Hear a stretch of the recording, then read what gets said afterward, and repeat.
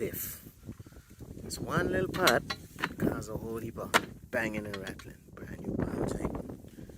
But yeah, just pushing the octagon, sleeve, slack, tear up rags.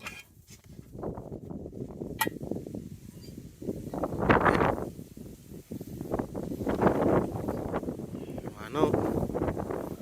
Time to put it back in now. Okay, new arm in. Okay, time to change you now. Whole shock. Pull you off. These probably dead, but for sure the mount's gone. They're rattling. Okay, new shock. Strut mount in. Control arm in. Out with the hole. In with the new.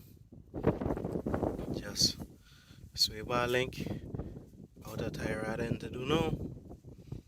And that is it.